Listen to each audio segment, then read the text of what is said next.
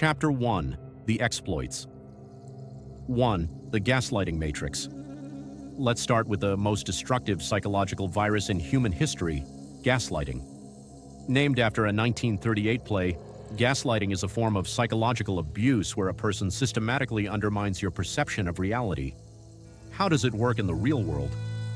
A master gaslighter doesn't just lie, they rewrite the past. They use specific phrases designed to make your brain fault-check its own memory. Phrases like, "You're remembering it wrong," or "You're being overly sensitive." When your brain hears this repeatedly, it experiences a system conflict. It stops trusting its own senses and starts relying entirely on the manipulator's data. To defeat a gaslighter, you must never argue facts, you must record reality. 2. The law of reciprocity and social debt. If someone buys you a coffee, why do you feel an overwhelming urge to buy them lunch next time? This is the law of reciprocity. In ancient human history, sharing food was the only way tribes survived. Our brains are hardwired to view an unpaid favor as a social threat. Manipulators exploit this by offering you small, unasked-for gifts or favors. Cult leaders, corrupt salesmen, and toxic partners use this to build social debt. They give you a penny's worth of kindness today so they can demand a pound of your flesh tomorrow. 3. The framing trap. Control the frame, control the reality. If a company tells you a burger is 20% fat, you think it's unhealthy. If they tell you it is 80% lean, you buy it. It is the exact same meat. In everyday conversation, whoever sets the question controls the outcome. If someone asks you, "Why are you always so defensive?" they have already framed you as guilty. If you answer, you validate their frame. The only way to win is to destroy the frame. Answer with, "Why are you trying to label my boundaries as defensiveness?" Chapter 2. The Social Glitch. 1. Micro-expressions and micro-leakers. The tongue can lie, but the face cannot. Micro-expressions are involuntary facial muscles that twitch for a fraction of a second, specifically 1/25th of a second, before the conscious mind can mask them. When a person is secretly envious of your success, watch the corners of their mouth. A genuine smile pulls both cheeks upward and creates wrinkles around the eyes, Duchenne smile. A fake or envious smile only pulls one side of the mouth up, creating a micro-expression of contempt. They are smiling with their lips, but their brain is frowning. 2. The proxemics protocol. Space is political. Proxemics is the study of human space. In Western and US culture, there are 4 distinct zones: intimate space, 0 to 18 inches, personal space, social space, and public space. When someone wants to dominate you psychologically, they will step into your intimate space while pretending it's an accident. Your adrenaline will spike. To claim your power back, do not step back. Step closer or tilt your head.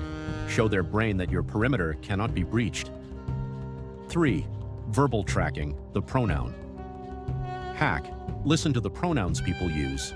Studies from forensic psychology show that when people are telling a lie or distancing themselves from a crime, they unconsciously drop the pronoun I or we.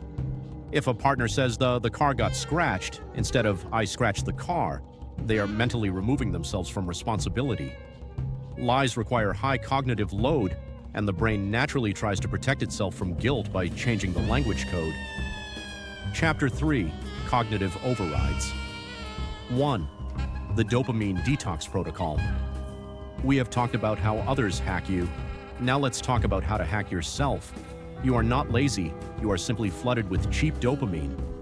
Every time you refresh your feed, your brain releases a microdose of dopamine. Your brain likes efficiency, so it learns that scrolling takes 0 effort for maximum reward, while working takes maximum effort for a delayed reward. To fix this glitch, you must implement a boredom window. Sit in an empty room for 30 minutes with absolutely no technology. Force your brain to crave friction again. 2. The imposter override. The Dunning-Kruger effect states that fools are confident and geniuses are full of doubt. If you feel like an imposter in your field, it is actually a diagnostic sign that your intelligence is high. Your brain has gathered enough knowledge to understand how vast the universe is, making you feel small. Fools don't know enough to realize what they don't know. The next time self-doubt hits, understand it is not a system error, it is a sign of system upgrade. 3. Neuroplasticity and identity shifting. Your brain is not made of stone, it is made of clay. Through neuroplasticity, every thought you repeat builds a physical neural pathway in your brain. If you say, "I am a procrastinator," your brain strengthens that loop. To hack this, you must change your nouns, not your verbs. Don't say, "I am trying to write a book." Say, "I am a writer." The human ego will do anything to stay consistent with its defined identity. Fake the identity and the brain will automate the habits. Chapter 4. The Sovereign Mind. We have traveled through the darkest corners of human manipulation, decoded the matrix of social interactions, and unlocked the internal programming of your own brain. But knowledge without application is useless data. The ultimate defense against dark psychology is not paranoia, it is emotional detachment. Manipulators can only pull your strings if they can trigger your emotions. When someone tries to make you angry, sad, or insecure, they are testing your code for entry points. If you react, they win. If you observe without absorbing, their weapon shatters. You are now equipped with the source code of human psychology.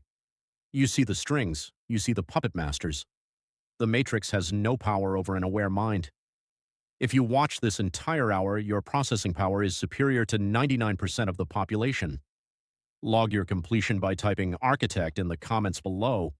Let the community know you have upgraded. Subscribe to lock in your daily code updates. Stay sharp. Stay conscious.